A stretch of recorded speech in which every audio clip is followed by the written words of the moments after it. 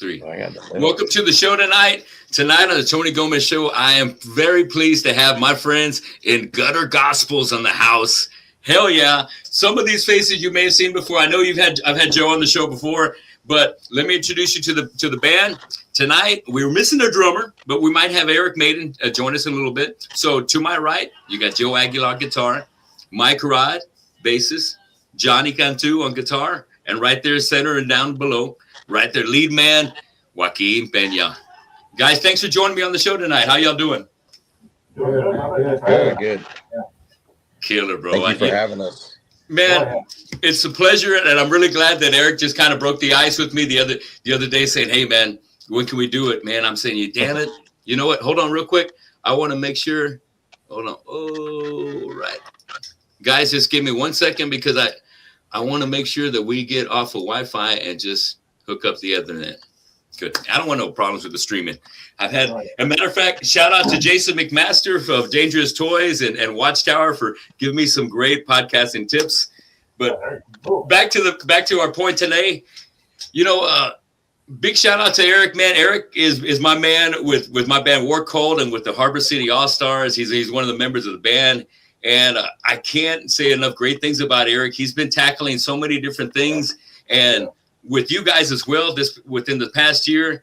And I'm very excited because I knew when he was jamming with you guys, I know Joe is just an amazing guitar player that is just always working on the axe. And you know, you may not see him here or there because you're always working, if not in the studio, you know, taking care of business at work. And I know Mike, you know, he was just doing the down thing with the down tribute. And man, of course, Periwinkle Massacre, you know, these guys are lifers like myself. And I knew that when he was jamming with you guys, it was going to be a great combination. And then we got Joaquin in the mix, and Johnny came in a little bit later, but I wasn't familiar with Joaquin. But when I saw the video, I was like, man, this guy's a natural. You sound and you look great, man. I really love what you put together. And Johnny's like the latest member of the band, right? Yeah. Yes. Excellent. And what a great addition. Yes. Very excited. Well, let me get into I don't mean to cut you off there, Joaquin, but I tell you what, I know you're probably the right guy when I ask how did the band form and who came up with the name Gutter Gospels? Gutter Gospels came from actually Joe.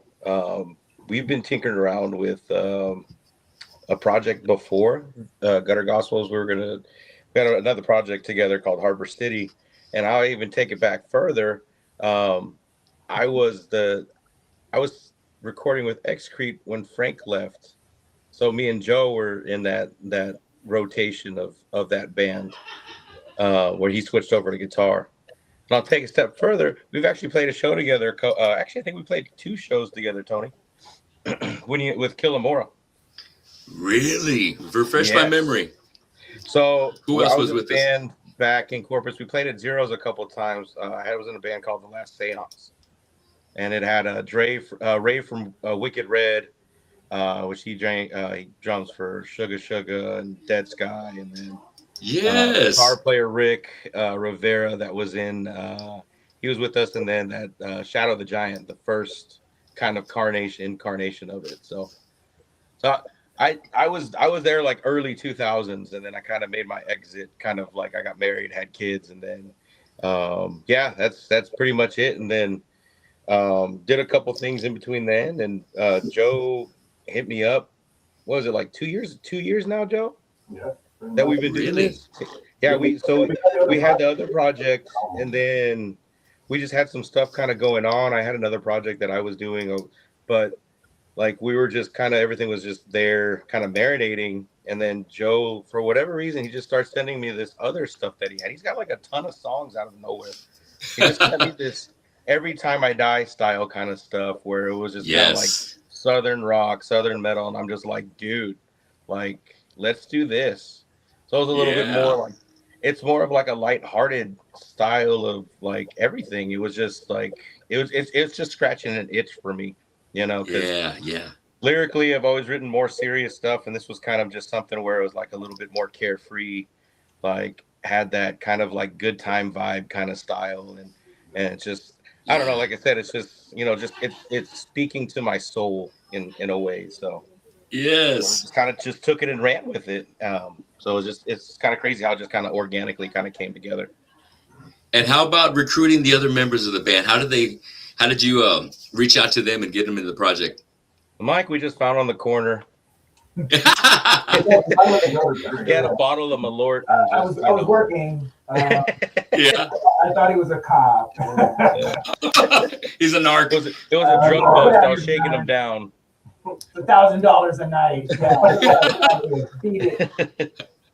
I mean, it was just really me and Joe, and we were gonna release Benny as our first single, and then Jersey kind of came about later, which was kind of funny because Joe was like, "Hey, dude, we're gonna like post like a teaser story thing on our social media," and it was just like I'm gonna throw like a throwaway like riff, blah blah blah, on it, and like he threw it out there, and I was just like, "Dude, like, what do you mean that's throwaway? Like, this is like a song." So it was just like, dude, you got to make it a song. You got to make this like the song.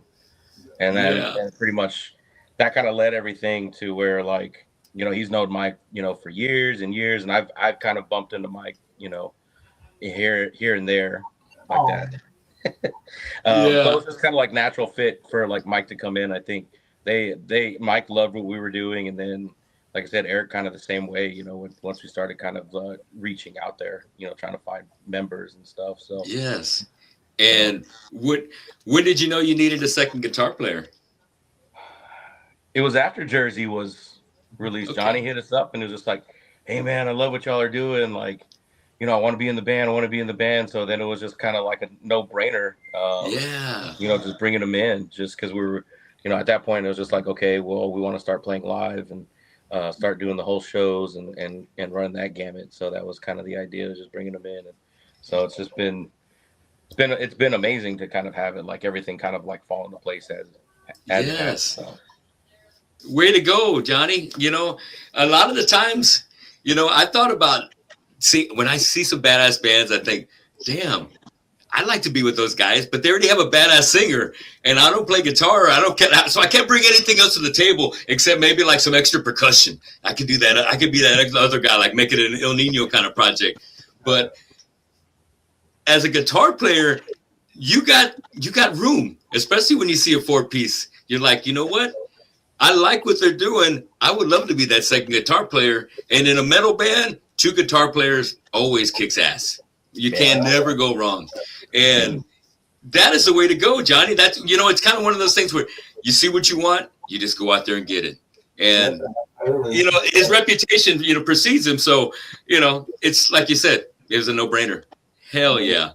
I think he came along with like, he was interested in joining, and then I was like, second guitar, I was like, you know what? That's the perfect fucking thing that we need, man. So yeah, like the rest is pretty much history right there. Yeah.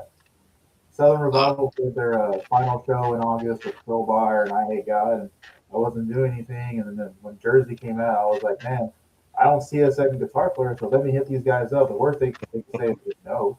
So I stopped shooting my shot, and Joe accepted me. The guys accepted me. So we're all put together. Here we are, 6 months later? Yeah. 6 months down already. Hell yes. It seems longer. It seems like we've been together a couple of years, but it's been like a super fun, productive 6 months. For sure. Yeah. Yes. That's a good feeling, man. When you're in a band and things are working and everything just keeps rolling and there's no downtime. That's a great feeling, man. That is such a good feeling. But it's all about you guys' drive. You make it happen. No one else is going to make that happen for y'all. So congratulations. Keep it up. That's why you keep that great energy going. Let's talk about, I want to start with you, Joaquin. Tell me, who or what kind of inspired you to get on the Vokes, to become a singer? Man, I've always sang, and I just, never did it in public until like later on in life. But I would say like my first like go after, like who inspired me first was Daniel Johns from Silverchair. No kidding. I used to listen to the Guys got a good voice. Hell yes. Yeah.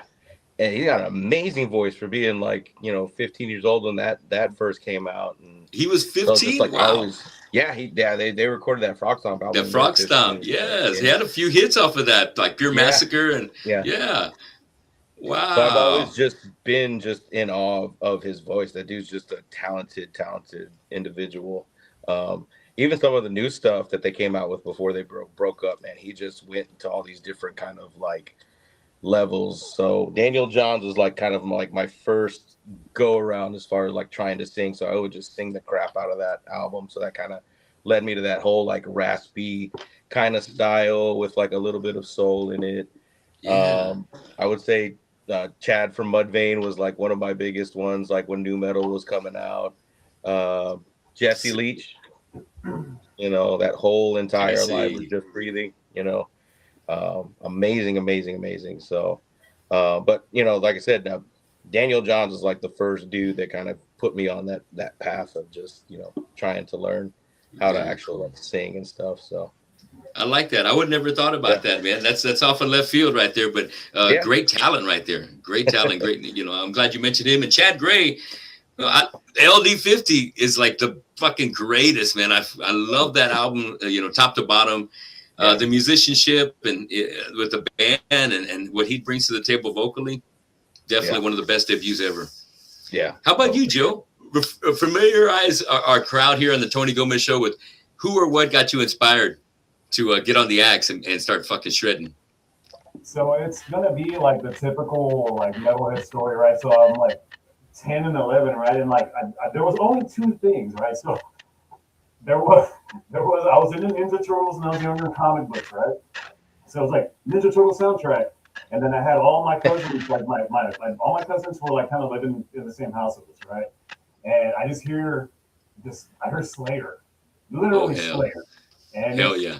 I remember it was South of Heaven, right? And I was like, "What the hell is that? Like, what is that?" And like, it wasn't like disgusting. It was like curious. I had never heard nothing like that before, right? So, so like they would leave, that they were stoners, parties. I love it. I still love my cousins to this day, right? Thank you for, like the gateway drug for me. Yeah, right. I was in the room.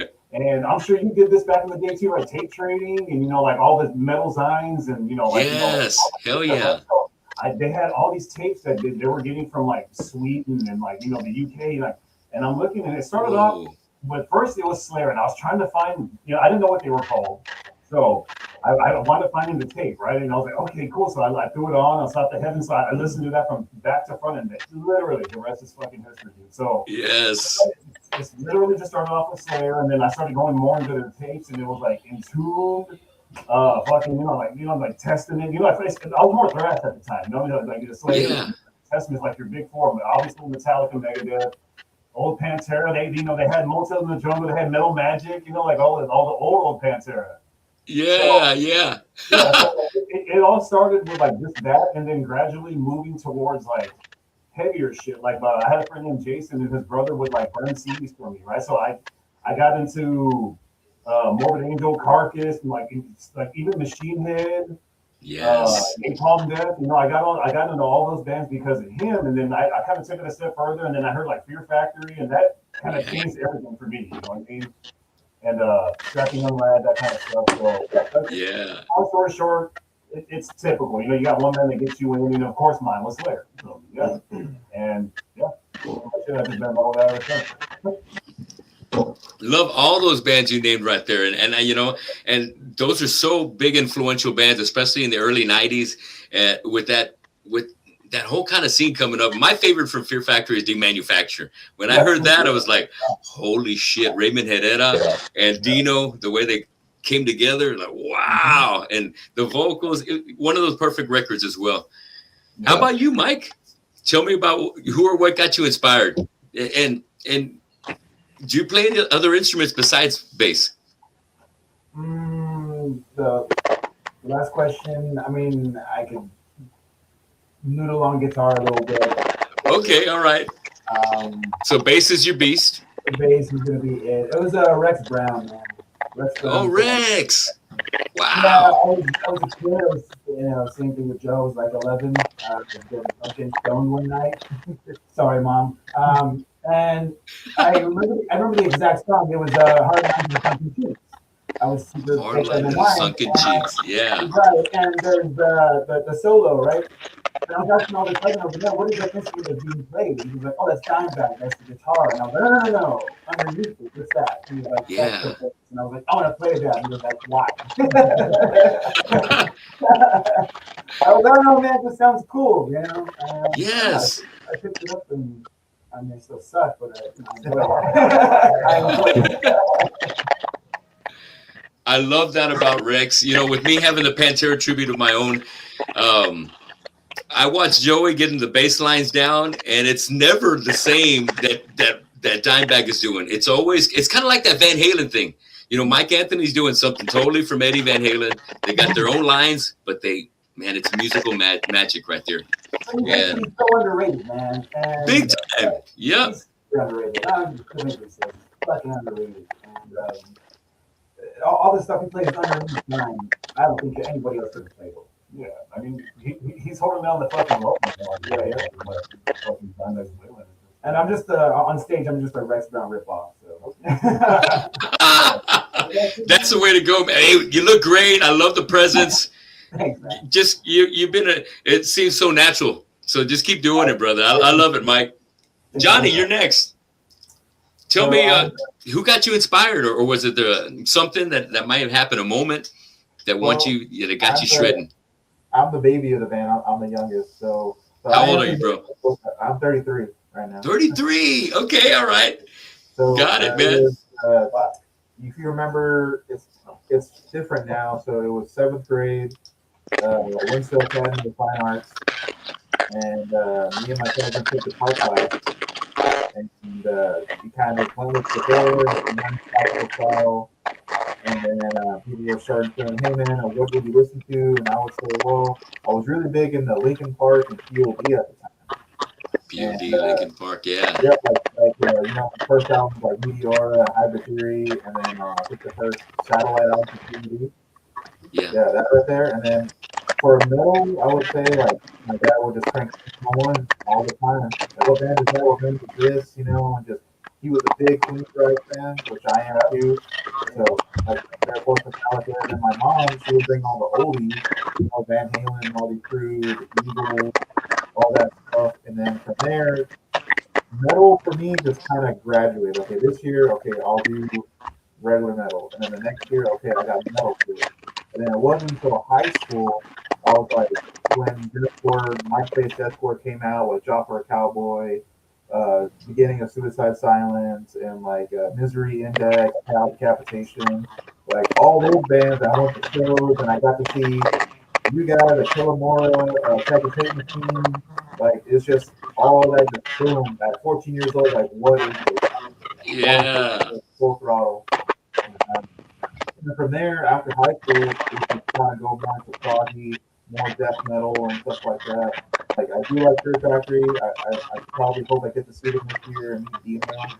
And then, oh man, that's just the whole tornado whirlwind of just metal. You have the helium metal and all these subgenres just coming down and down and down. Like yes, it's like a drug now. I want to learn, and hope I'm not trailing off this. So, that's pretty much all it is. 7th grade guitar class. I just took it and ran with it. Yes. 21, 22 years, man. Yeah. That's the way to do it. Johnny, it seems like we're getting a little bit of interference. I'm going to ask you to sign out, and then jump back on. And let's see if maybe that'll clear it up. Because I know Joaquin kind of tried to help out to see if maybe it was coming from his side. But I think it might be from you. So, let's see. So jump out and jump back in. Okay. Well, I mean, it sounded better. We were getting a little interference. I didn't touch anything. I mean, the camera's right here, and we're just. You sound good. Don't do anything. You sound good. Okay.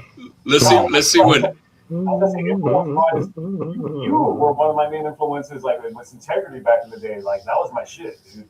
Oh man, thank you so much, man. That's one thing that I'm very proud to be able to inspire, man. You know, I'm hitting 56 this year, and I still love what I do so much, man. I feel like I'm 33. I feel like, I'm Johnny, man. Really, and it's the metal. It's the music that keeps me young. It keeps a smile on my face, and it just keeps that kind of great positive energy. And you guys have that same energy, man. That's why we're still doing it. And you probably don't see an end in sight because this is kind of what we do. And it's not kind of, it is what we do. And it's not for everybody, but like us right here in this room, it's definitely for us. Yeah. Absolutely. To the grave, man. To the grave. Yeah. Yeah, I'm telling you, right? I'm sure Joaquin's going to be joining in. I think he's getting a little interference. But I tell you what, I'm going to start the next question. And when Joaquin comes in, we're going to get to him. Joe, share with us your first concert. Who was it? Who did you go see? Let me see. Shit, the first concert, I can't remember, but I remember it was probably like my third, right? And it was when we had Johnnyland back in the day. Yes, Johnnyland. It was Machine Head, Slayer, and Biohazard. And to this day, the energy and the ass kicking that I received, I was like 15 years old, still unmatched. That fucking show to this day is still up here, dude. Like that show was so fucking good, man. Yes. Yeah, that was all Johnnyland, yeah. Yes, man. I'm glad you brought that show up. I'm trying to think who I had in here on the podcast that we were talking about that show, because I think it was Rob's or Mob's Metalworks. That was like one of those. It was a very special fucking show. Slayer had a badass light show during the Divine Intervention tour. Yeah. But Biohazard, I think, was on Urban Discipline, which is like a huge fucking album right there. And then Machine Head was on Burn My Eyes. Yeah. So it was like, wow, man. So I love that one. Mike, tell me about your first concert back. And Joaquin, welcome back. We're going around the table where I want to find out what your first concerts were.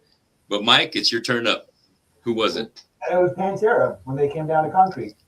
Oh, Yeah. shit. Was it the Morbid Angel, Pantera, Sepultura? Yeah, they did the whole fucking Cemetery Gates when they fucking tricked us. They played the beginning part of Cemetery Gates, and then they went to fucking Hostile. Yes. Look, we're doubling up. Cemetery Gates, and they said nope. And they went right to fucking Hostile, and the group I was with, we were of course passing the joint, and it just fucking Yes. chaos. Like everybody just started hitting each other. So yeah, That was a great awesome, show, dude. but I got to see. So. And that was also the turning point for Sepultura coming out with Roots, and that was the last time you saw Max with Sepultura as well on that tour. That was huge. Yeah, All right, Johnny, you're up next. Who was your first show? concert I ever went to, I remember it. I went with my cousin, and it was March 30th or 31st of 2004, Concrete Street. Shadows Fall, Slipknot, and I Lamb of forgot. God. Lamb of God. Lamb of God. Yes. Yeah. And then Ooh. first concert ever, and then when Slipknot came on and did the whole, all right, everyone get down on one knee. Yeah. Everyone, I was like, this is where I belong. This is it. This is what I want to do. I want to be on Yeah. that stage. I want to play guitar. And here I am 21, 22 years later. I do own 2 Jim Root guitars. Hopefully, later, sometime by this next year, I'll get the third one. I can have the whole trio. So, Fuck yeah. First ever concert, and it just skyrocketed from there. Nothing can match that. And they still do the whole one knee thing today, actually, which is pretty fucking awesome. I think Subliminal Verses it already came out. Yes, I think you're right. Oh, that was an awesome show. What a lineup. What a fucking lineup. That was probably the last tour the Lamb of God ever opened for anybody. Probably. Yeah. That's what they After went to that, boom. Yep. I think those guys are going to be the next Metallica carrying the torch. You know what I mean? They just and Metallica's definitely paved that road for them by definitely having them as an opening act. Taking them on the road and much power, man. Lamb of God is a shit. Lamb of God is shit. So, Joaquin, you're up next. Who was your first concert? Oh, maybe hold on real quick. Let's see. I think I got you in there. Can you hear me, Joaquin? He's got no audio. Let's see. Some sign language. That's a- You there? Can you hear me? His I mic. can't sign it. Nope.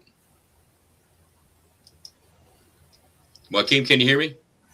Hello. Oh, There he you goes. go. All right. Yes. Okay. Can you hear me though? Can't hear it. Can you hear? Can you hear us?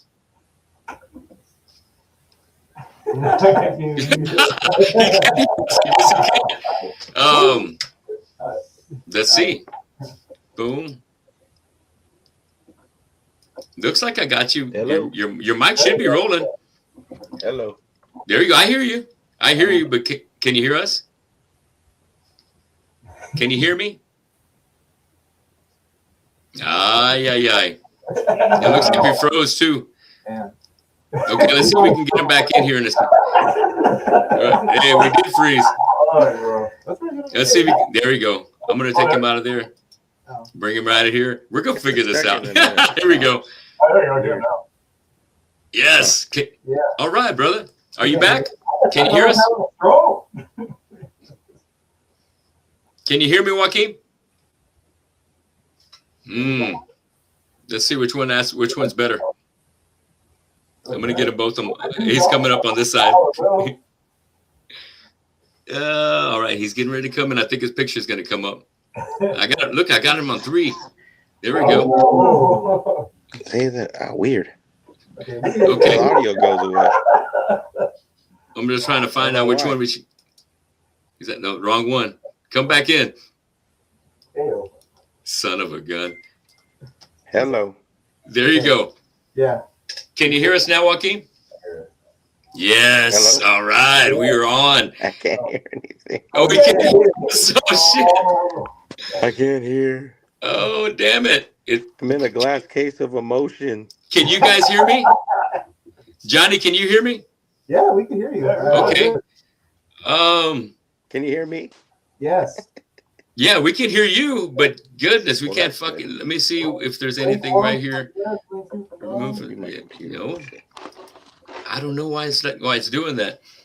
Let me send you another link, Joaquin, and try and get back in. Let me see. Hold tight, guys. We're gonna get him back in here. All right. Sit tight. We still got a lot to cover real quick. And yeah, we're barely about 30 minutes deep. Let me send him another invite and we'll get this going real quick. Good. Bam. I think he should be set. Try again, Joaquin. All right. Let's see. I'm going to remove him and let him jump back in and see if we get the sound fixed up. But in the meantime, getting back to it, when it came, Joe and Mike, when it came to shooting the video for He's Jersey, he skis in his jeans, that was a one-time take when I'm hearing from Eric. Tell me about that video shoot and how you guys prepared to make that one-time take such a killer take. There was nothing. There was nothing prepared. Yeah, at all. So we showed up and we didn't have a fucking practice or Nothing. Nothing. So like they were listening to the track on the way up to Alabama, and we recorded with LCY Media. Shout out to them. And so we I had the backing track with the click and everything, and like we pulled it off, and the guy's he's filming us, and he's like, yeah, man, so like, how long y'all been together? How many shows have you done this? And we're like, now. This is He's our all like, first time this is together. our first time together. He's like, no show. So when's the first show? I was like, right now. And he's all like, so how many practices have you had? And we're like, Right now. right now.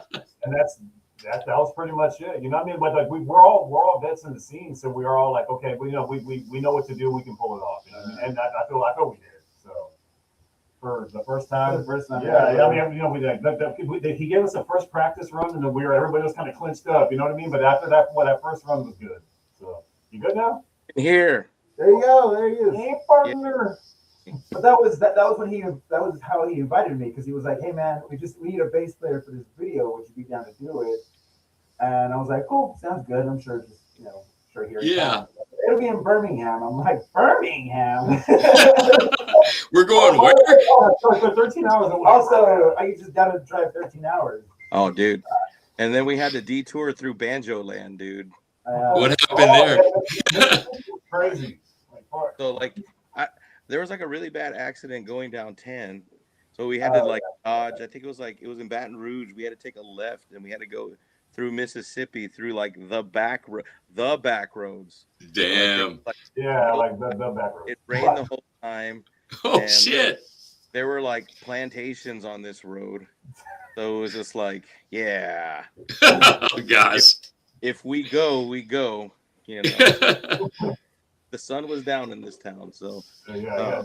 but Yeah, so it was one take. It was the first time y'all were in the same room together.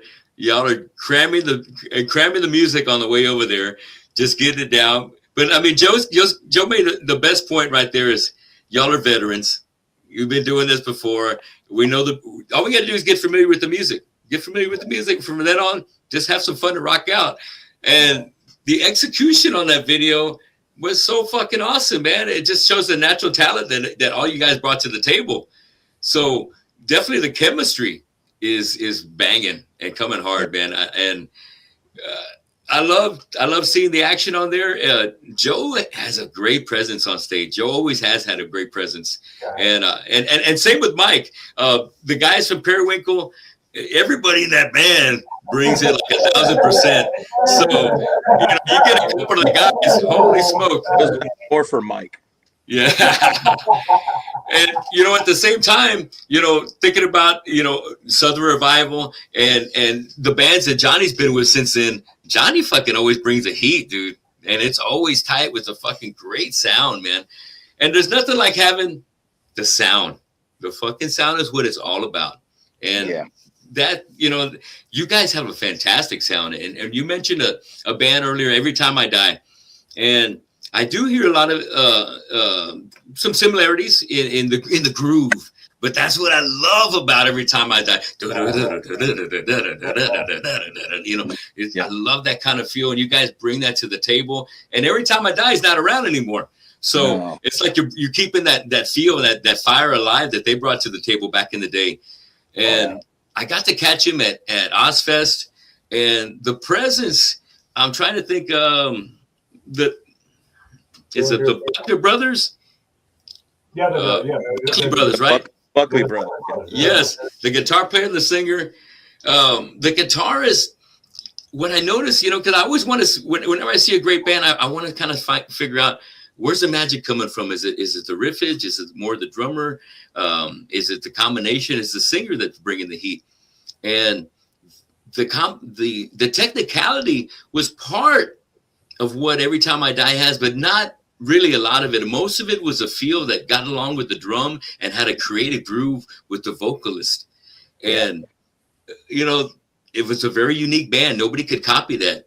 And you bringing back that same kind of fire from right there is makes me very enthusiastic, man, because I love that heat. Those guys are gone, and you guys are keeping what I like that you guys go by soul metal, because it feels good to the soul, brother, and it's coming out and it's executing, man. Yeah. So, and I think that's like the way the name, like, it resonates with me, is like Gutter Gospels, because when you speak from the gut, it's not always like an easy thing to do, but when you've done it, it's a great relief to finally do it. And you may not get the best reaction out of it, but I mean, at least you said, "Hey, it's that guy." Hey, Eric. From Gutter Gospel. He just got handsome. Yay. Welcome to the show, Eric. Glad you made it, brother. Hey, I just want to say, I just wanted to say I love you guys, and go Gutter Gospels, Corpus Christi, San Antonio. I am at work. Oh, you're still working. Damn it. I gotta go help this 12 top, but I wanted to show my face. Hey, thank you, brother. Take care of the job. Take care of that 12. And if you can jump on later, hop back on, all right? Yes, Mike, you owe me. Mike, you owe me $12.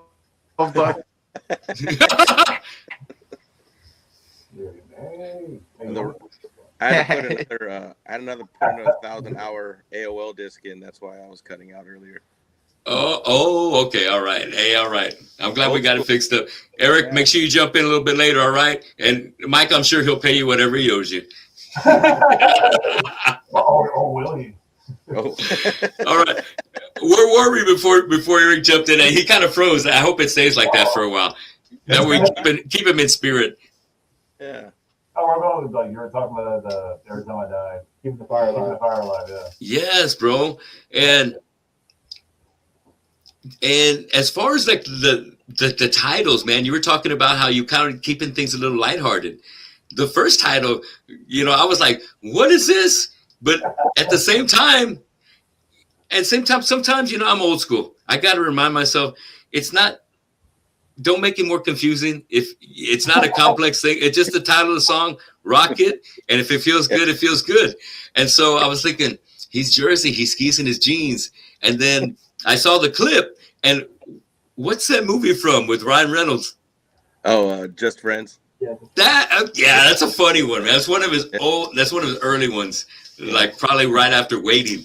And it's like, I got the name down. I had to write it down. It's Dusty Dinkerton. Yeah, Dusty Dinkle. I like the reference to the old school movies, dude. Like Benny the Jet. Hell yeah, man. Yeah. We grew up to that stuff. You know, legends never die, bro. I love that on the shirt. That looks tight on the sweats. Oh, great design, great idea. So let's talk about that. When it came to getting, you know, Benny the Jet, when that jam was coming up, who had the idea about shooting it over at Vernon's, and who rounded up John to do the video? This guy, right? Yeah. Clutch, Captain Clutch over there. We had a few ideas, but I don't know, man. Well, they just told me like what they were like, the idea that they wanted somewhere super tight, super intimate. And I'm every fucking weekend, so I was like, it's fucking tight here. So yeah, I just talked to the management. They said they were cool with it. I think a few bands had already shot videos there. But yeah, that was a really fun night. Yeah. Yes. But, I got stuck in Alaska, so I couldn't make it. That was He was there in spirit. I was gonna ask. And the funny thing was, in the comments, right? Somebody from France, and they posted in France saying, "Hey, you know, sorry for your loss of your friend." I guess they kind of looked like a tribute, and I was like, I guess I can see where he was coming from. Yeah. So, Yes. so that's what we're like. He's not dead. Yeah. He's here. Yeah. Yeah. Had a couple I people sent him my reach out cash to me app, like, you know, and the family would really appreciate it. had a couple people reach out to me personally. It was like, hey man, it's like, who y'all paying tribute to there? Sorry for your loss. And I was just like, he's alive, I swear. It's like, man, I was like, man, we should have just used this opportunity for like a GoFundMe or something. Yeah. But like that spirit video and the lyrics of this song are just like, just party. You know, it's like I'm going like this might be my like last hurrah kind of stuff, like partying with like my friends, my family, just kind of keeping that whole like vibe alive. You know, we all grew up in Corpus, and you know, we all knew the rotation of like dollar beer nights around town and stuff like that. So it was just, you know, that's pretty much the tempo and like the style of the song is just basically just, you know, going full throttle to the bottle, just, you know, all gas, no brakes kind of style stuff. So that was kind of the mood of it. So, but Man, and John did a great job for a first video. Shout out to Bruno. Like he fucking killed it, bro. Yeah. John He Lydon. Much love to John. Where you at, John? I'm surprised he's not watching us tonight. He must be busy. He's got a house full. Big props to John and everything that he's got going on. But if you guys are looking for a video, look at the video they just shot for Benny the Jet. Let's give John some business, man. Hit him up if anybody's watching the show. We got a lot of local friends here that would love to shoot a video, and obviously, you know, John can do it now. So fuck yeah. Big props to Eternal. Next thing I want to talk about, you just dropped something new just this week. Shawshanked. Is that like it came in like a minute and some odd seconds? It's kind of just kicks you in the balls and cuts. So we are going to put out an EP, and it's just like the intro song to kind of get the blood going. You know what I mean? So yep. Yes, now I get it. Yeah, man, say it with your chest, an intro song like that. Oh, fuck yeah, and good. That's what I was going to get to too. Sounds like an EP's in the works. Yeah, how many more songs are you looking to get together before you end up putting that out? we got to. I want to say, okay, so with my ADD, right, like I wrote 16 songs in like 2 months. So Hell yeah. we've got one more video in the works for right now, and I'm working on mixing the EP and hopefully have it out in a couple of months. You know, have everything like solidified. You know, do a good Yes. do a good like pre-order. You know, like some merch. You know, like try to have some CD vinyl, have all that good stuff. You know what I mean? So. Oh, way to go. That's exciting. Hell yeah. Nothing like having your stuff on vinyl. Yeah, Nothing like that. Hell yeah. And that's the way, and me as a fan, I love to support the bands the bands I like, the bands I groove to. So I'll bring some vinyl, and I'm consider me down for at least one copy. So Appreciate you. Absolutely. before we go on, I want to give a shout out. We got some friends in the chat room. Furman in the house, Furman Torres. Hell yeah, the main event. Main event. He said, check it out. It's Jeff Hardy and Tony Khan. AKA Tony Khan, yes. And then we got Sid from Throat Locust in the house. What's up, Sid? Fuck yeah. And bring back the boom, says Firm. What I got for us next, guys, is tell me how fun it was, man, to have that first show opening up for Atreyu and Fire with the Gods. That was a fucking blast. Yeah, it was amazing. Yeah. Having that as like a first show as a band together. Sold out. Yeah. 500 people max capacity. Yes, bro. Fuck yeah. That's a great opportunity, man. And I wish I could have been there. It was, I want to say like a Thursday night or something like that. Oh, I think Monday Monday night. And they pulled. Yeah. Fuck yeah. Yeah, Well, Mondays sold out aren't a to good a night for me. But Prove my that old ass, man, it's hard to get me out even on the weekends, man. And, with me doing my gigs here and there, it keeps me busy, but I miss out on being able to see so much things that are going on. And so I miss that one right there. I've seen Atreyu before on Ozfest, and they fucking bring it. And Fire with the Gods, I've seen some video as I was doing some research when they were touring with El Nino back in the day. And they got a hell of a package. And I knew Eric, I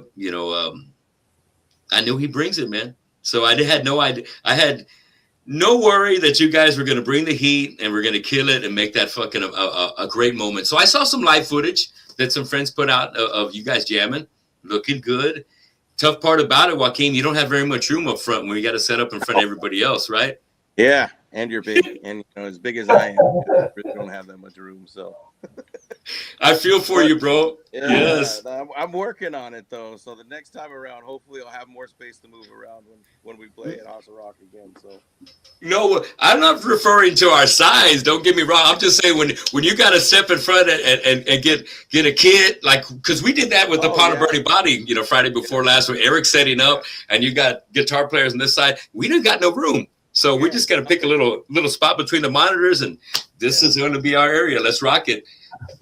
But you made it happen. You look great on stage, man. That's what I love about the energy, man. You guys are in it. Y'all are in it, and you're fucking killing it. Then we go to the next one I got for you. So tell me about the show we got coming up this Saturday. Who wants to start off with that? So we're Robert approached us, I think, because he ran our sound for House of Rock, and then for that Atreyu show, and he hit me up, and we're just talking about it. And he's like, "Hey man, y'all want to open up for Zombie King?" It was this month. So I was like, "Yeah, man." I was like, "I'm down." I guess it used to be Theo's, now it's Rich's. So I know a lot of like amazing shows have gone on there. So I was like, yeah, dude, we're down.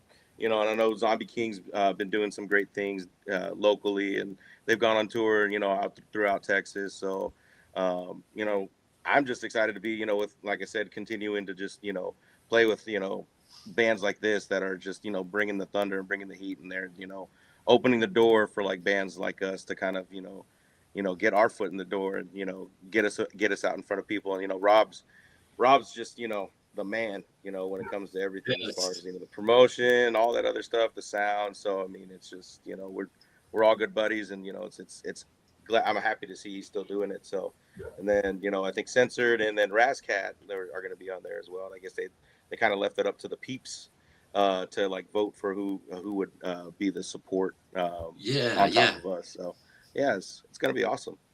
So Tell me Looking about forward to Razcat. I haven't had a chance to see him. Have you guys been able to catch him yet? Dude, I'm like you, man. I come out when there's shows, and that's about it. You know, my wife keeps a tight leash on my ass, so I feel you.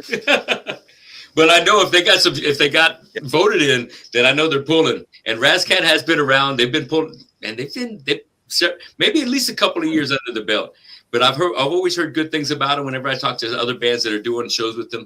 And Censored, I tell you, Nat and all the guys, Marty and the other killers, of course. You're gonna.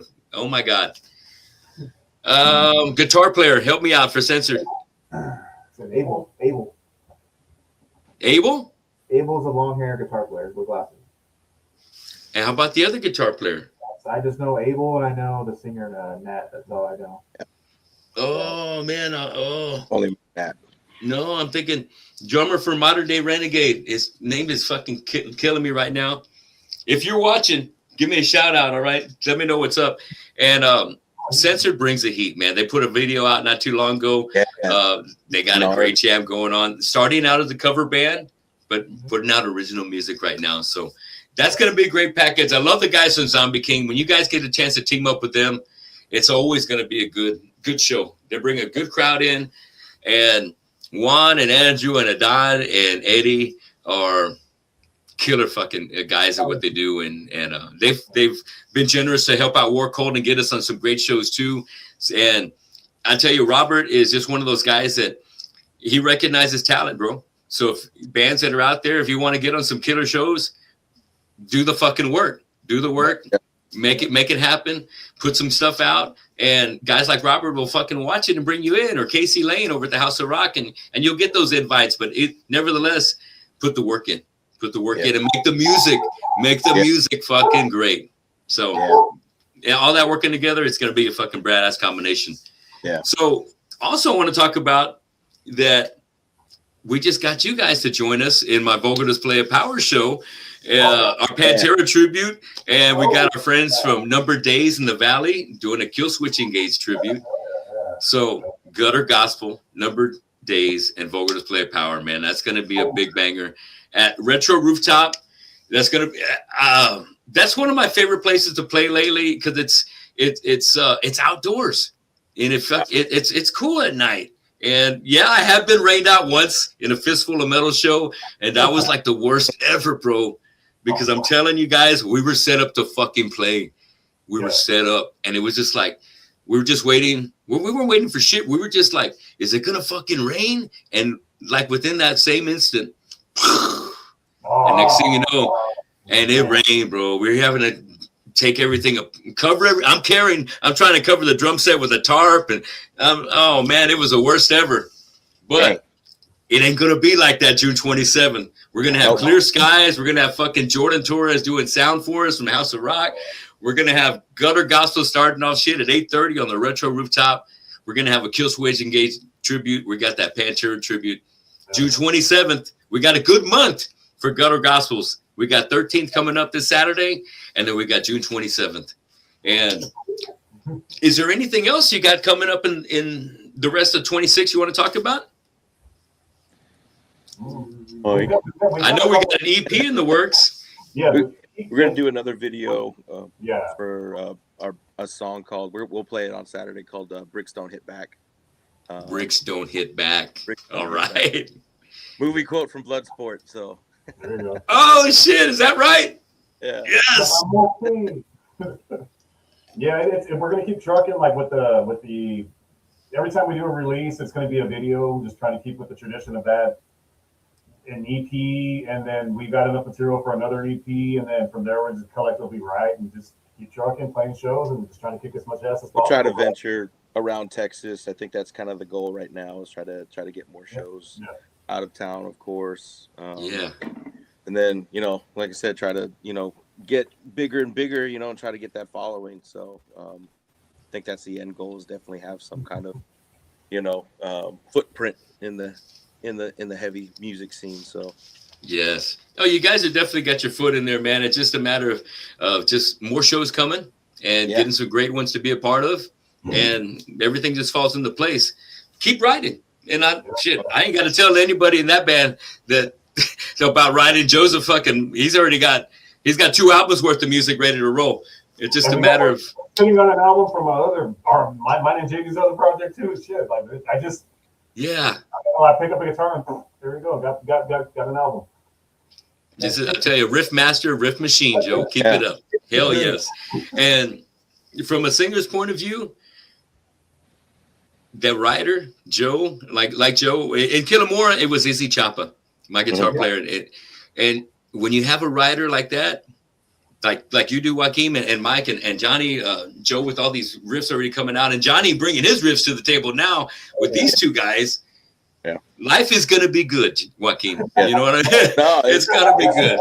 It's definitely helpful, you know what I mean? Right. I mean, I think me and Joe click really well with each other to a point like where he just sends me the song and then I've already got something mapped out literally almost that day, and I'll be sending him back like something like within an hour or 2. And he's like, hey, dude, like slow down. I wasn't used to that. Like JD that promptness. Like I love all my bands. I Hector, love you to death, like I said, but like JD, like I sent him an idea and I wasn't used to like, hey man, here you go with a fucking hook, and you know, right. already, and I'm like, holy shit. So I'm like, I gotta work now. You know what I mean? So he matches the energy like when we're writing or whatever. Now, so I'll send him something, and I'm like, immediately, I'm already thinking ahead instead of just like, just sit in it for a while, you know, whatever. You know, some singers take a month to write lyrics, and JD 2 hours, and you know, I'm like, there you go. There you go. He lit a fire under my ass for sure. So the cool thing, I have this it's like a studio recorder on my phone called Voloco. So like when I'm in traffic going to work, because I've got like a 45-minute commute to work, I can go and I can do vocal tracks with my phone. So I'm like recording. So I got all of my scratch tracks and stuff like that, and then I can come back and like do it at my studio. Yeah. So you're listening to Joe's track and you're singing along to it and recording it. It's like literally I have like just a studio in the car on my phone, just in the car, just like there, just going over like all the parts that I want to do, and then I can go and like edit, and I can put like effects on it just to hear how it sounds. So I've already got it like mapped out from there, and then I can come home when I'm off and just go to town on it. So that's not wasting any freaking time, like you said, Joe. Well, boom, that's how you get those kind of results like quick. We all have you got after it. I mean, we all have like our lives, our jobs, like our family and stuff like that. Like I utilize the heck out of my time when I'm off and like I have an empty house. Like I'm just go because I know that I'm not gonna have that opportunity for like another 3 days. So it's just like now or nothing kind of stuff. So that's kind of like the mentality of it. Just gotta get it done. Because if I don't get it done, then it's just gonna It sounds like you're a great dad, Joaquin, because that's the kind of mentality you got to be as a great dad as well. You're planning things out, making sure you're taking care of everything that needs to be taken care of right there, man. And that's a great trait to bring to the table as a vocalist. It really helps everybody else keep moving forward when you got your part, coming together as quick as the riffs do. Yeah, and no, it's very helpful too because Joe's very positive, and it's good to have some kind of confidence. I have like they just I sent it to him, they're like, oh man, it's badass. I'm used to kind of like, well, then let me put my little spin on it. So there's not really like too much like back and forth. It's just kind of like, damn, this works with what, like I get what he wants. Like musically, like I guess we just kind of have that weird kind of like click where just everything kind of just falls in place for the most part. So which is good. That's exactly right. That's the magic right there, man. And we got to give a shout out. I knew John was going to tune in. John Luna, welcome to the show. He's like my favorite dudes. But Mike, the clutch shirt, though. Come on. Okay. Clutch, come on now. Get this guy. Get him the fuck out of here. Much love, Eternal. Hell yeah, I love the work on Benny the Jet. Should you be wearing that? That can't be good, right? You're too funny, man. I'll tell you what I want to move on to next is I want to talk about, oh my God. I thought Eric was going to be in here because I wanted to talk about wrestling because I know he's into wrestling. But before we hit some of that, and the reason I talk about wrestling is because I grew up with watching wrestling, man. I love that WWE era, and it was exciting right then. So while we're talking about wrestling, Joe, give me your favorite wrestler. Oh shit! I'm gonna have to go with. It's like me and my dad it was Hogan, Hulk Hogan. Okay. Oh yeah, Hulkamania. All right, you're Hulkamaniac. It was like, I guess it would be like Undertaker, and then you have Paul Bearer, like, whoa! Yeah. Yes. Paul Bearer, bro. Yeah, and I would say it was Hogan, and then and I would say Ultimate Warrior. Yeah. Like, and then you had Roddy Piper too, and then he came out with They Live, and that's still one of my favorite movies too. Yep. Yes. Hell yeah. Love it. Mike, give me yours. Fuck. I'm gonna go. It's either RVD or Sabu. Oh, some sick guys. Deep cuts, dude. Some I still ECW. have like my Sandman shirt, which I have again. Oh, ECW style, yeah. ECW. I mean, fuck. Yeah, I'm ECW. I mean, I love it. I just started watching wrestling recently again. It's like since it's been on Netflix. But I haven't watched it for 20-some years. Yeah. But, I know what you mean. and, Yeah, it's cool. If I'm home on a Monday night, if I have time, I'm tuning in. But right now, Penta's killing. That's my boy. Oh, Yay. All right. Go, Dubs. Give me some, Johnny. Who do you like as far as wrestling? You got a favorite? I got two. Yeah. Stone Cold Steve Austin, hands down. Yeah, after he left altogether, I stopped watching because he was my guy. And then I know it's sorry about the dog. I know it's kind of a controversial name because of what he did, but Chris Benoit, it's a sad story. But he was one of my favorites too. I mean, and Eddie Guerrero, him too. And Eddie. Oh, I love that you mentioned those guys right there. Chris Benoit, dude, watching him when he would get to the top rope and do that dive with the headbutt. Oh man, that was a sick move. And Eddie Guerrero, man, rest in peace, Eddie. That was one smooth motherfucker, badass. Yeah, that's Oh, badass. Right. Oh, Rico Suave, man. Okay, Joaquin, you got a favorite wrestler or two? Man, Macho Man was. Oh shit! There you go. Yeah. Oh yeah. Macho Man, Shawn Michaels, freaking Stone Cold. Stone Cold was always good. Yeah. The Rock, Legion of Doom. Legion of Doom. Oh shit! I love that. I haven't heard that. Fucking Hawk and Animal, bro. Yep. Hawk Animal. Yeah, so that's some old school. We used to take my mom. We used to do when we were kids. I had two brothers. We used to do the Royal Rumble when my parents are gone and leave us at the house. So we'd write a list out of all the wrestlers that we want, all 30 wrestlers, and then we'd come back as the wrestler if we got eliminated. And then we'd take like my mom's like makeup, and then we'd do like whatever wrestler we were coming out with next. So. Oh fuck yeah, man! Good times, good times, dude. As far the Bushwhackers when they had that. Oh, yeah. Yeah. Oh, dude, the characters that all came up throughout the years were, we got to give a shout out to Mankind. Oh yeah. Nick Foley. I mean, another, one of those guys that definitely, even though he was WWF, he was all ECW. That motherfucker was the epitome of hardcore. He would just take a beating from the Undertaker, like, golly, he should have died when they threw him off the fucking cage. Holy, that was just like one of those unforgettable fucking moments right there in wrestling. But love me some Rock.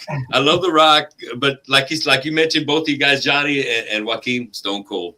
Fuck yeah. But like I remember like being a kid, like in walking in the hallway at school, when DX came out, it was like I got in so much trouble. I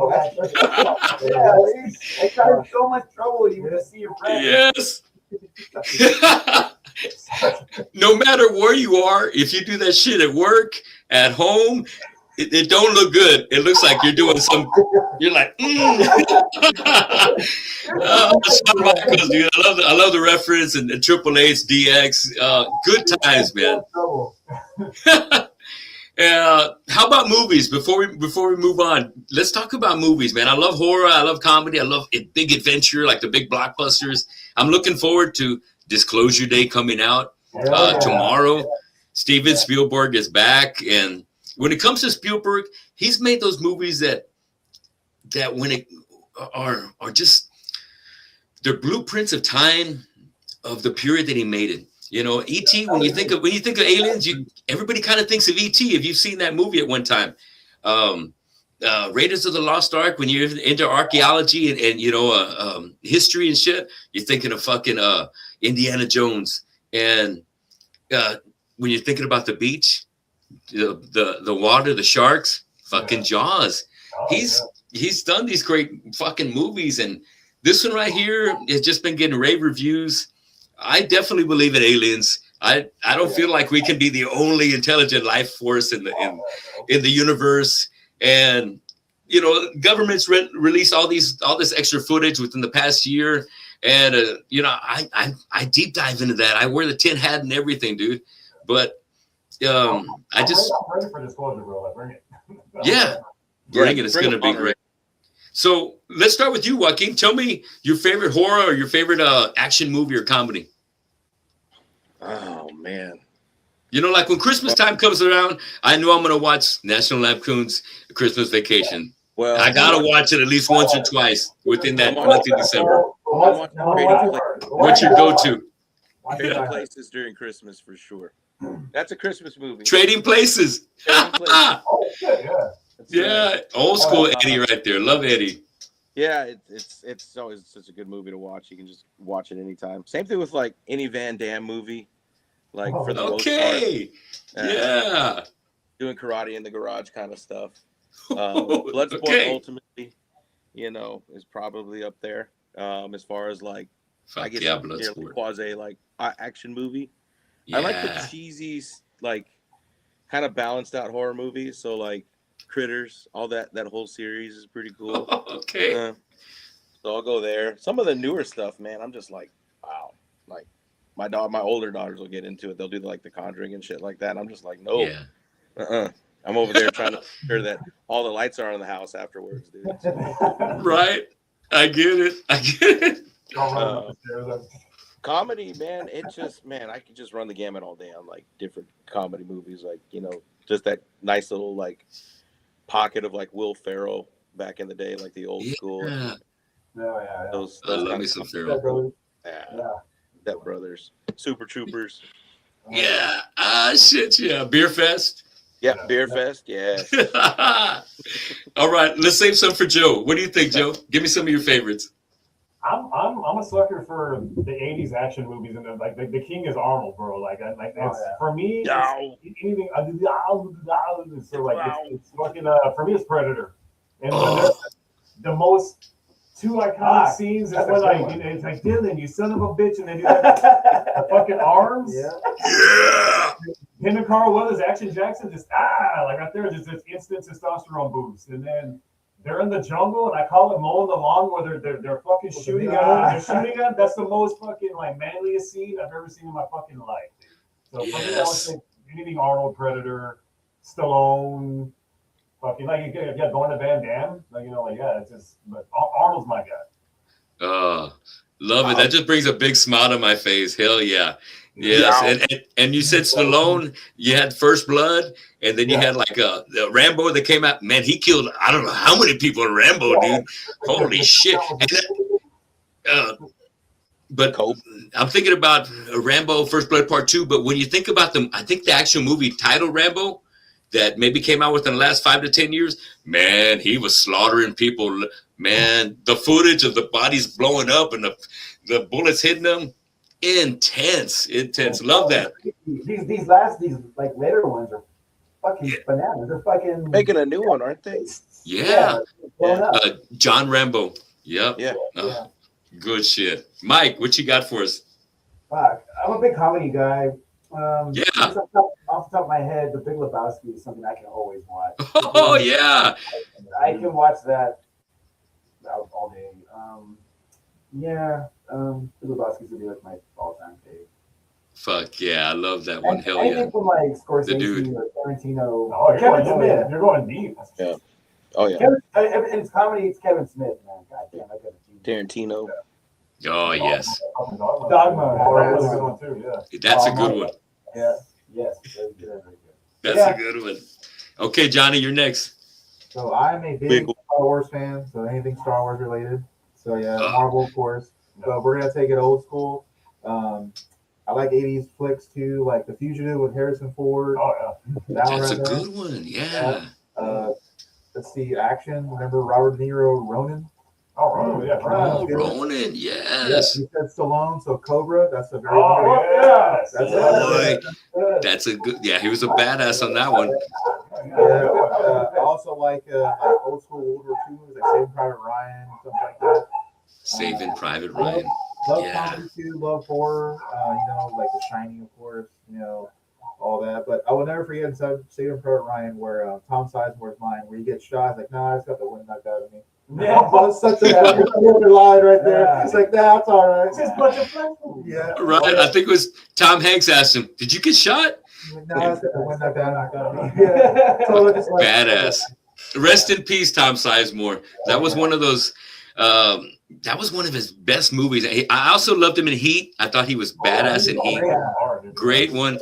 But me and a friend were talking about Saving Private Ryan earlier, and because we were talking about Spielberg, and man, we love the captain, man.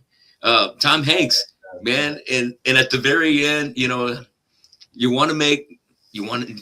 the old man, they were saying at the grave, praying at the captain's grave, tell me that I lived a good life, that I made it worthwhile, because that's what he told me. He goes, make it worth it.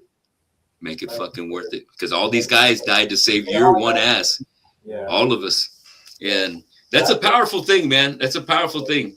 And because we got soldiers out there that are still doing that, and that are keeping us so we can have fun like this. So big respects and big props to like Hector's son is serving. That's love. Love that, man. Also, our friend from the book, my man Trey. Trey's got his sons in the service too. So, man, I know it takes an extremely strong, courageous individual to sign up in the age that we live in now. Now, because who knows what could happen. But big props to all of our servicemen out there. And that was just a great movie, Saving Private Ryan. So we got to give some love. And Memorial Day was just not too long ago. So big respects to everybody that made it possible for all of us to be here today. And God bless America. I want to do one more movie plug. Anything, all the Evil Dead series, the first 3. Yes. Favorite horror trilogy, Evil Dead. Yeah, there you go. Yeah. There you go. Hell yeah. Joaquin. No, we took care of Joaquin first, right? Yeah. No, because he had some good ones right from the beginning. So I kind of lost track as we were going around. That was a great segment, guys. I love that. Movies have been something that I grew up doing with my dad. I spent every other weekend with my dad since I was 6 years old, and they got divorced. And that was the one thing we kind of hung out on Saturdays. There used to be a place called Cine 6 off of Staples. Yeah. And when he was too busy, he would drop me off, and I would bounce from movie to movie and stay there for about 4 or 5 hours and check out all the good ones. And it just reminds me of a good time in my life. And so you guys were talking about all those old school 80s movies and stuff, just solidifies the great movies that kind of were a blueprint to or kind of like the film of our life, like they say, like music is definitely films of our lives. Yeah. What I want to move to now, guys, is a closing segment I have called Draw the Line. So let's have some fun. We'll talk about some music. We'll compare some bands and talk about who our favorite bands are. But in regards to posing them up one versus the other. So I've got like a good handful of combinations here. Let's start with you, Joaquin, and tell me, who do you like more out of these two bands? Unearth versus Trivium. Unearth. Nice. Okay, let's keep going around the room. Joe, Unearth versus Trivium. I'm gonna have to go with Unearth. I love Trivium, but like Unearth brings the heat. So yeah. Mike, how do you feel? Unearth. Unearth. And Johnny. Gotta go with Unearth, Ken Sushi, man.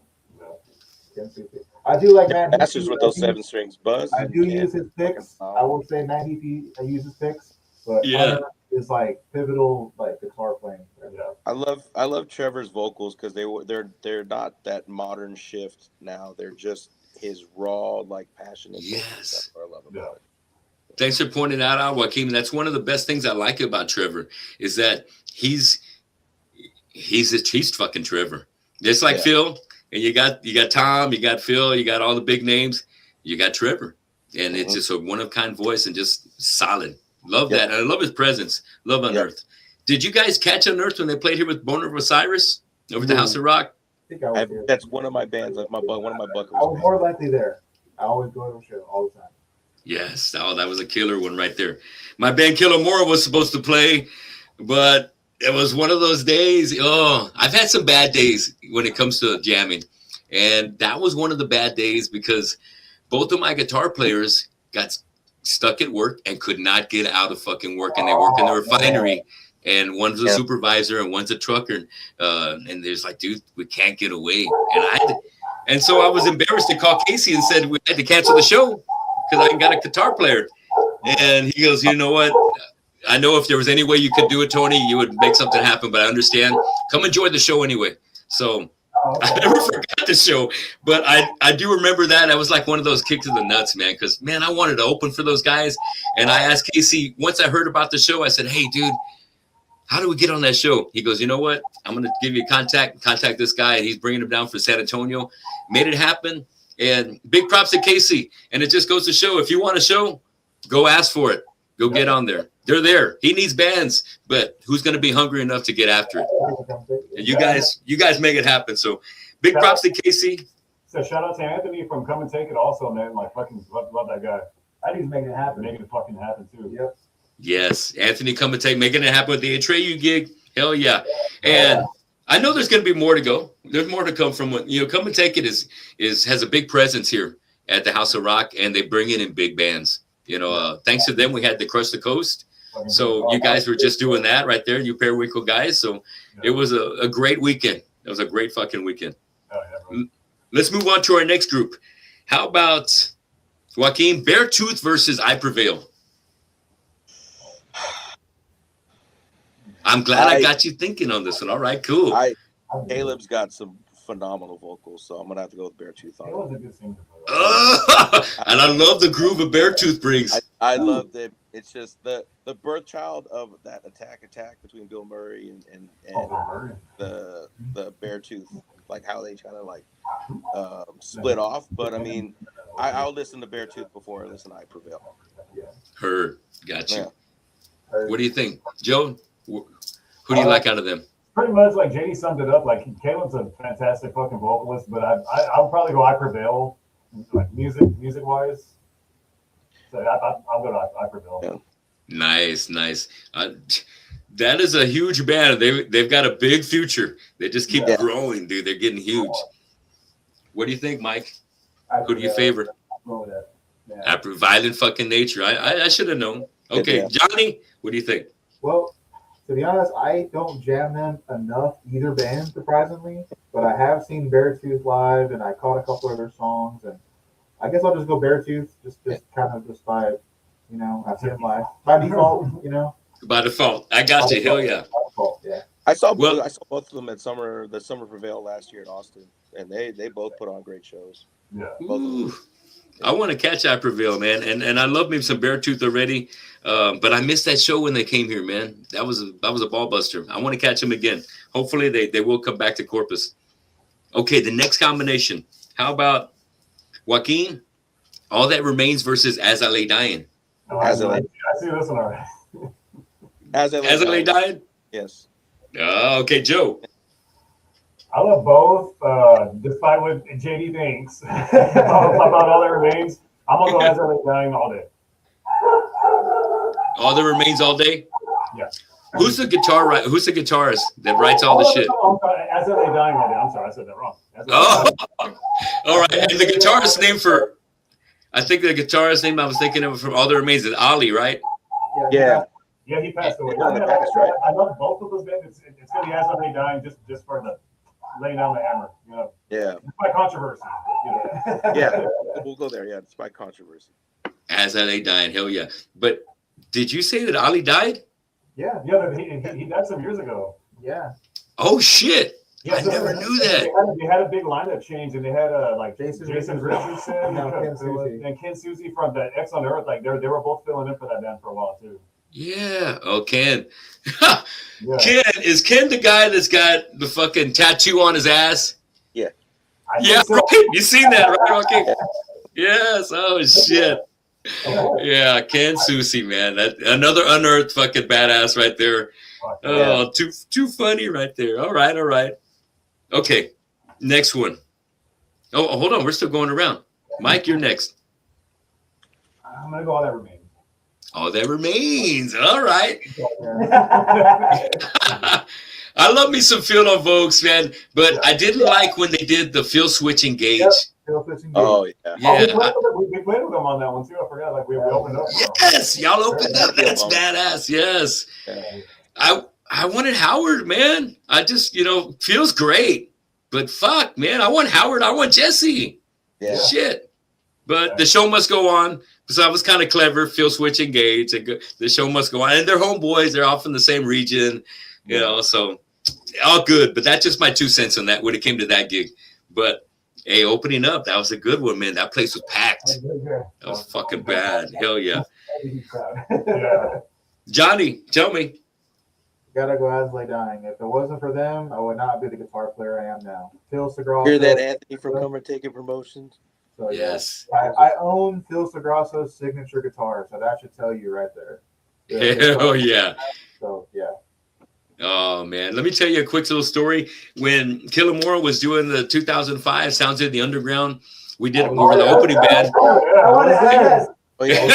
That was one of my favorite days ever, dude. That was awesome, man. Just being a part of that kind of show, and we got a great sound check, man. And there's nothing like a sound check on the main stage of Concrete Street. The soundboard was like fucking this big and huge sound. And so we're doing our sound check, and there's Nick Hippa hanging out right to the side of the stage. And once you finish, he comes up and he goes to the middle of me. He goes, "Dude, you guys are good, man. Y'all playing tonight? Y'all were the first band." I said, "Yeah." "Wow, I'm gonna come out here and check you guys out." "All right, man. Thanks a lot." So sure enough, we're playing, and I look to the left, and he's there fucking jamming. And so after the night was over, I'm hanging out backstage, and I'm watching them do their set. And I point at Nick, and he's like, "Hey, what's up?" So after the show was over, we got to hang out, and I met Tim.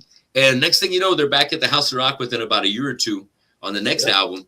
And man, those fuckers, they remembered me. They saw me out in the crowd, and they said, "Tony, come on back here." They were like in that little backstage area right there in the House of Rock where you can kind of come in and out. And they were like, "Hey, Tony, what's up? Come back here." Like, oh, shit. And that's when they still had a green room back there. Now they have like chair storage, but it used to be a green room. And so we got to hang out, and big props to Asley Dying. When it comes to the shit that happened to Tim, man, you can't do that shit. There's narcs everywhere. You try and kill your wife or try and kill, like in Horrible Bosses, try and find somebody to kill your boss. You're going to get busted, man. He should have known better. Fuck, but they're back. They're kicking ass. I love that. Asley Dying. I got 2 more for you before I let you guys go. Okay. Joaquin, how about Parkway Drive versus Kill Switch Engage? Oh fuck! All right, I'm good. I'm getting a little tough here. That's Excellent. Like choose between his kids. It is. That is. Yeah. 100%. Draw the line. 100%. I'm not even gonna lie, man. That's a tough one, man. I will have to go with Kill Switch though. Do you prefer the Howard years or the Jesse early years? I prefer. I mean, I was a fan of all of it. Yeah, me too. I've had such a weird, like, on and off kind of like weird mystic relationship with with the band itself. Well, I had a brewery up in San Antonio. We got to make a beer for the Times of Grace. Oh, hell, very cool. Yeah. So me and Jesse would stay in contact. We don't stay in contact as much, but we'll kind of chat back and forth. So there was that little nugget there. Howard's second show when he was down here, I got to meet Howard when the second show here when they opened up for Kitty, and it was like Poison the Well. And then we've always like randomly run into like Adam and stuff like that. Yeah. But I mean, we've hung out every now and then, just kind of off and on. So there's kind of like that history with us. I mean, he was good enough to put us like on the list to Slipknot when they played in Austin, and then I got to hang out up when they were here with Lamb of God that last time. So hell yes. Yeah. So, but Other than outside of that, musically wise, I mean, Parkway Drive just took like a lot of the stuff and they kind of ran with it. Like as far as music goes, like they kind of understood the assignment. They wanted to be that big of a band. So I mean, they're really like a close second, but I still have to give it to Killswitch. I got you. Hell yes. What do you think, Joe? Killswitch or Parkway?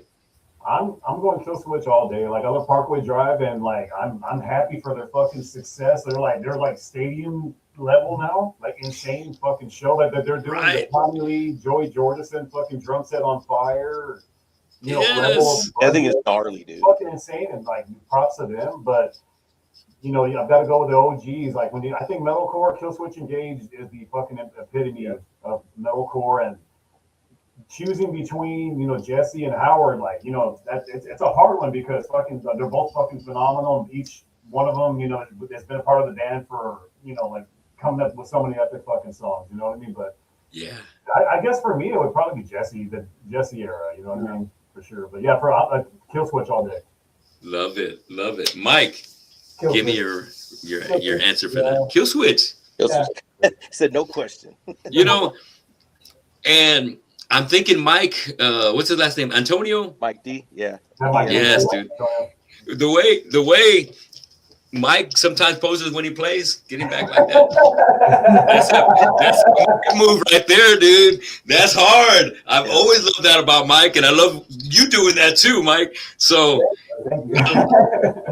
keep it up, bro. That's hard, man. I love that, dude. And then when he kind of swings the bass around and shit, I want you doing that. But don't watch out for Johnny. I'll start working on it right now. Yes, bro. That's tight. That's tight. Okay, Johnny, what do you think about those two? Who do you favor? I love both of them. I really do. Got to see both of them, Jesse and Howard, but it's got to be Killswitch. Adam D and Joel Stressel, that's really good guitar players. Again, one of those bands where without them, wouldn't be here I am today. Learned a lot from Parkway with all those breakdowns and whatnot, and metalcore. But yeah, got to go Killswitch. When I first heard Howard's voice, I was like, man, it hits you. Yeah. Just boom, right here. That range. Yes. I think they got a little soul metal going on there, bro. Yeah. No, Yeah. they really, But when I first heard that first track off of Still Alive and Breathing from Killswitch, what's the name of that first track, dude?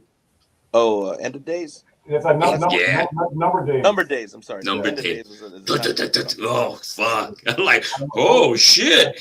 These guys don't fuck around. Then you get to like Fixation of the Darkness and Lifeless Zone. Oh, man, just banger after banger. Yeah, one of my favorite bands, too. I'm a Howard guy, though. But that's just because he's so big, dude. And I just, you know what I mean? I like that presence. And I like, you know, when you see like Set the World Ablaze, that DVD, which is one of the fucking best concerts, dude, in their hometown. Yeah.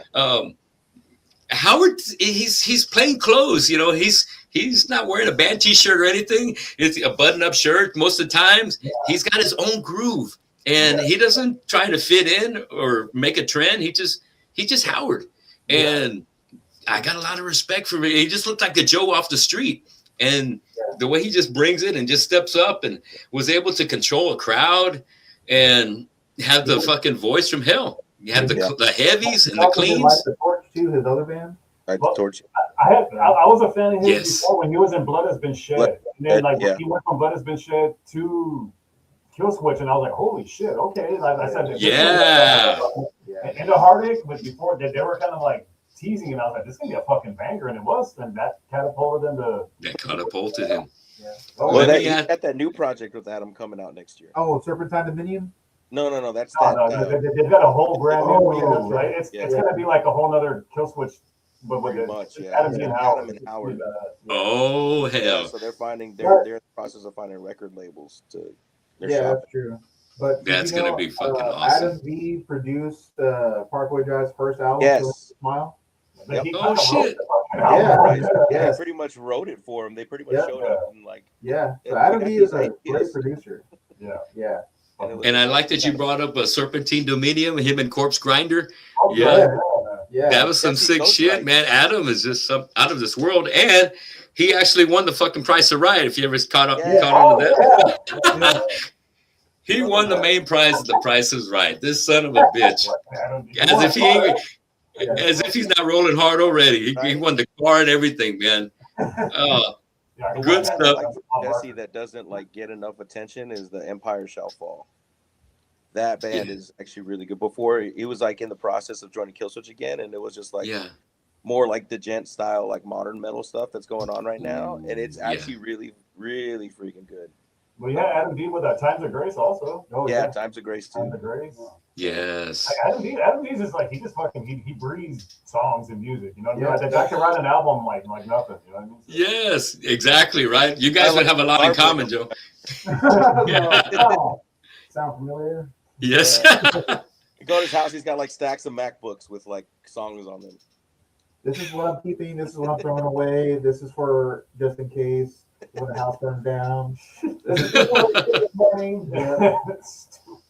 You know what I also like is Adam loves to fucking jump out there in the crowd. When you man, he'll go over there. I remember last time they were playing here at the pavilion. I was there getting a beer. Next thing you know, fucking Adam's right there, right beside me. Fucking let me have one of those. All right, fucking madman, dude. Fucking super cool. I love that kind of that interaction, man. Fearlessness, badass right there. I got one more for you guys, Joaquin. Bleeding Through versus Every Time I Die. Do I even have to say it? Okay, yeah. There, Every Time I Die. Love it. Hell yes. Let's keep going. Joe, what do you think? All right, so this is gonna get controversial. I love both fucking bands to death, both styles, but I want to say at the very beginning, Bleeding Through was like clicked with me more. Just I'll go with Bleeding Through, and I love Every Time I Die. Don't get me wrong, so Bleeding Through is gonna be my choice on that one. Heard. All right, Mike. Every Time I Die. Every Time I Die. Okay. Easy. And Johnny. Every Time I Die, hands down. Yeah. Oh Hands yes. down. Love it. I love the Every Time I Die groove, man. I'm so glad that I was able to catch him when they played here on the last album.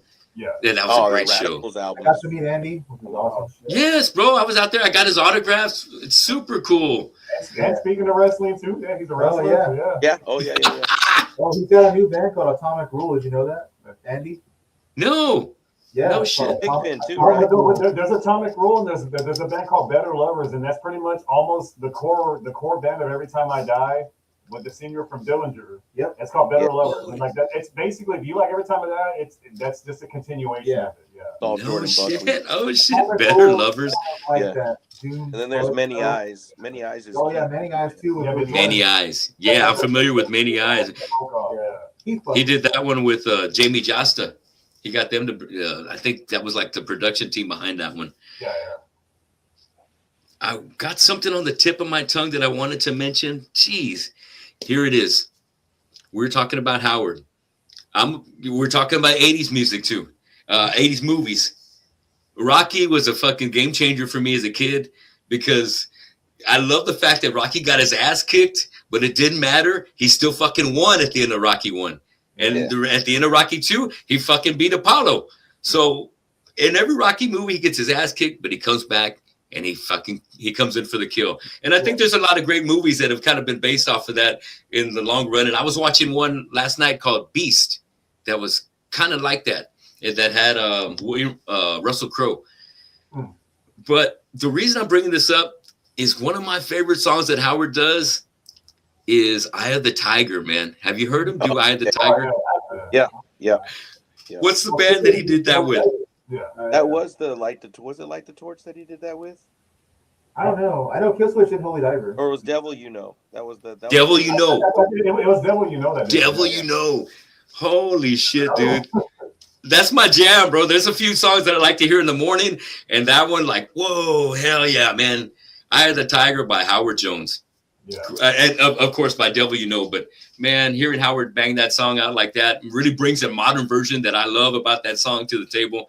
So great. I love talking about metalcore, man, because that's something that I was able to enjoy, but I don't feel like Killamora was kind of like that. I mean, we had a little bit of it, but we're kind of early on.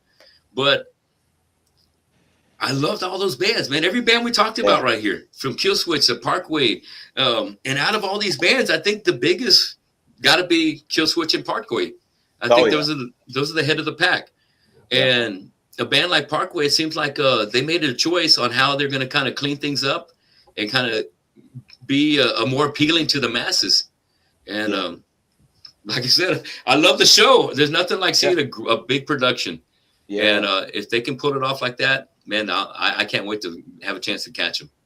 Yeah, no, I saw them. Well, I saw them when they did the tour 2019 with each other, and then I saw them last year with that Summer Prevail show, or the Summer Prevail show? Killswitch opened. Hey, it's that guy from it's the drummer from Gutter Gospels again. Hey, it is. All right. War Cult. And War Cult. Hey. But we lost Tony. What happened? No, I'm here. I was like, damn, dude. I'm going to have to watch a whole hour and a half and see what these guys said about me. Yes, definitely catch up with it here in a little bit. Before we start signing off, there it is. There you go. I want to give some shout outs. We've had quite a few people jumping in here. Let me see. My Revolt. Thanks for tuning in, My Revolt. Furman, thank you. Hell yeah. Furman had a lot of feedback when we were talking about the wrestling. And you know that the main event's got to sound off. Hell yeah. And we had a lot of good feedback, man. A lot of good feedback. Almost. And El Mapache says, what's up? And who else we got here in the chat? I don't want to miss anybody. I want to make sure we get some shout out. And Rupert Sosa, thanks for tuning in again. Guys, before we get, I tell you what, since Eric just jumped in here real quick, let's give Eric a little bit of love before we sign off for the night. All right, Eric, we got a big show coming up this Saturday, and then we're going to be teaming up again. We got our Gospels doing the Vulgar Display of Power. It's going to be a great one. Right. Share with us if you had a dream tour that you would like Gutter Gospels to be a part of. Give me 3 bands that you'd like to have on that dream tour. Cool. First, it's funny because, we're playing the show with y'all guys, Pantera, and the other guys is just Killswitch. I think we fit real well in that Killswitch scene right there. I heard you just for a second talking earlier and mentioning All That Remains too. Yeah. It's funny because I feel like we fit that Boston metal scene, like that Killswitch and All That Remains and Unearthed style and stuff like that. Man, if we would have came out in 2005, not as good. But Killswitch for sure. What else, man? Like this southern feel, I think matched real well with like Every Time I Die. I think that's a real big. Well, that's one thing I hear a lot back from a lot of people is, oh, y'all guys sound like Every Time I Die, Every Time I Die. But for me, I mean, shit, if I was to go on tour with anybody, it'd be Iron Maiden. Duh. Hey, so that's a fucking hell of a lineup right there. Yeah. So Gutter Gospels, Every Time I Die, Killswitch Engage, and Iron Maiden. Man, that'd be killer, bro. That'd be so killer. And that would be a sold out show right there, because you got Iron Maiden coming in. That just brings the masses, and you got some of the best metal there, dude. Holy smoke. That's great. I didn't ask the guys that 100%. Question, so I saved that one just for you, Eric. Ooh, all right. I want to ask one more thing before you go. One of my favorite questions, like I was telling Lori, my wife, she'll ask me, she said, well, what's your favorite question? My favorite question to ask is I want to know about the first concert. And because that kind of opens your door into like getting into wanting to be on stage, because you get captivated by that performance or that band you've been listening to, but finally got a chance to capture live. Who was that band? Who was it? Who did you see first? Who did I see first? Believe it or not, dude.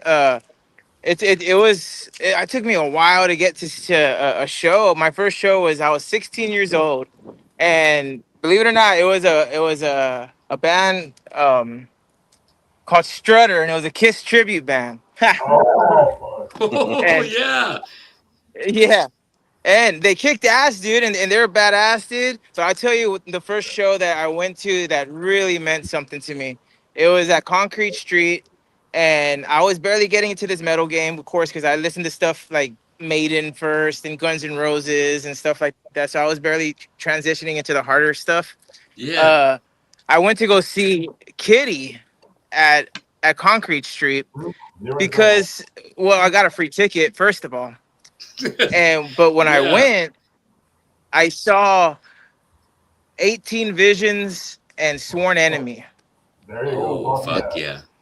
which Oh, was like different from the Kitty, from Kitty. And then, Yeah. dude, blew me away. 18 Visions just blew me away. Sworn Enemy, but so much so, I went to Craig's the next day and ordered both of their albums.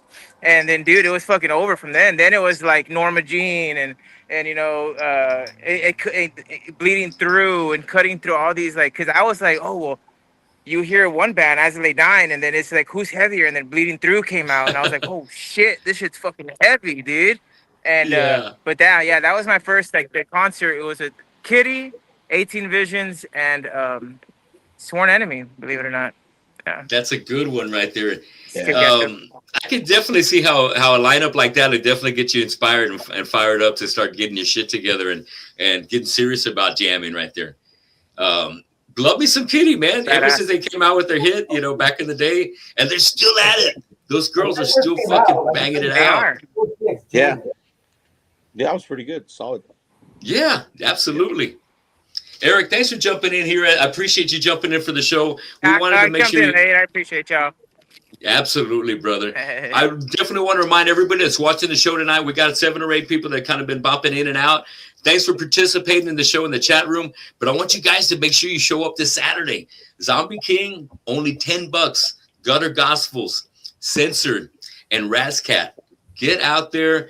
$10 at the door. You can't beat that, man. Usually prices go up at the door. $10 at the door for some of the best bands in town right now. Censored, Razcat, Gutter Gospels. You got the guys right here in the house.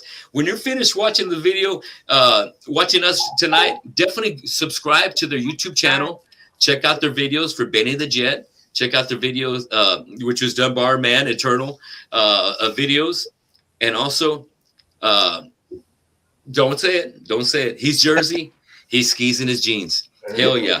That one right there, like we were mentioning earlier, how that video shoot came together and it was done on one shot. Eric told me a lot about that shoot going on, and I thought it was like fucking so far out that y'all made that 13-hour trip. That effort paid off. Yeah. That all was worth it, man. You got thousands of views. You're building up a lot of momentum, and it everything is falling into place, but it's because of the work. It's because of fucking work, and you took a chance on each other, and you made it, dude. You made it. So best of success to all of you guys in Gutter Gospels. I can't wait to hopefully we can team up, maybe War Cold and Gutter Gospels doing a show together. But Absolutely. Let's do it. yeah, that's what I'm talking about. But I'm super excited double about duty. Yes, and I know Eric can hang. Yes, Good. but we'll be sharing the stage together in a few weeks. June 27th, Vogel Display of Power, Pantera Tribute, Numbered Days, Kill Switching, Gage Tribute, and Gutter Gospels live June 27th at the Retro Rooftop. But this Saturday, $10. We'll get you Censored, Razcat, Gutter Gospels, and Zombie King. Get out there and support live music. But these are some of the best metal bands you're going to catch here, all in one package. Get out there. All right. I want to see you guys Saturday at the House of Rock. Robert Bertrand, big shout out. Keep Precision Studios rocking and rolling. Richard Billiards. Richard Billiards. Hey, that's right. Cancel me right there. That's right. Richard Billiards. And shout out to Rich. That's right. Sometimes it rolls off my tongue. shout I out, Rich. apologize. Love you, Rich. And much apologies to you, Rich. Big respects to Richard Billiards. And I'm glad that he's been putting on some great shows over here. He doesn't book them all the time, but the ones that he books are always good. And you guys are evidence of that. Yeah. So Zombie King, Censored, Razcat, Gutter Gospels, Richard Billiards. What time is it going to start, guys? Doors open at 8. believe the doors open at 9, right? 9, 8:30. 8, no 8. Fuck it. Doors 7:30. open at 8. 30. There you go. Something. Like I don't know. We'll be on at 10:30. That's what we know. We'll be on at 30.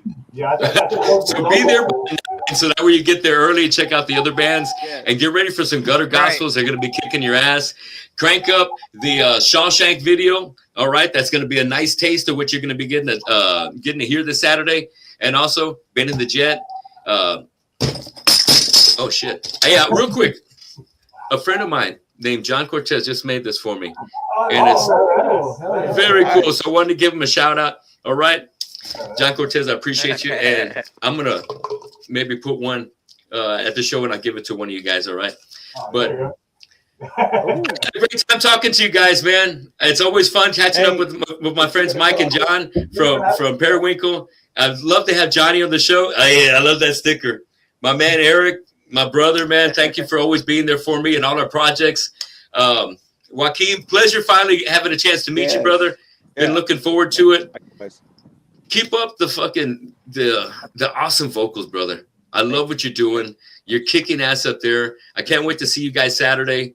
Johnny on stage with you guys is going to be a hell of a package. So Johnny, Mike, John, Eric, and Joaquin, it's been a pleasure tonight, man. Yes. We got to let everybody know. If you're going to go Absolutely. to the show, I love you, bro. if you're going to go to the show, you need to work on your cumbia. Okay? Oh, yeah. Oh, Work on that. Work on your cumbia. Get that ready for Cumbia. Saturday. Yes, Yeah. you got to get ready for Saturday, and that's one thing we're asking. You got to work on that. We've done a song that's going to require a lot of ass shaking cumbia, So, and yep. Get ready. You heard him. Get ready. Get your booty shined up and ready to rock and roll and shake it up to some cumbia right there. I like the twist. So, Hell yeah. It One more works. time, It guys. works. That's right. If it rocks, keep rocking it. Make sure you guys are tuning into the YouTube channel for Gutter Gospels. Look them up on your favorite music platform. Give them a follow, give them a rating, and make sure you keep your notifications on so that way you know next time they're popping up and they got some new music to share. Once again, guys, thanks for joining me on the show tonight, and I look forward to seeing you guys Saturday. thank you, brother. Thank you. thanks, brother. Adios. Keep supporting live music, and we'll see you next time on the show. Oh, yeah. You have a good one. Good night, guys. Guys, don't go anywhere. Stay Later, with guys. me for a second.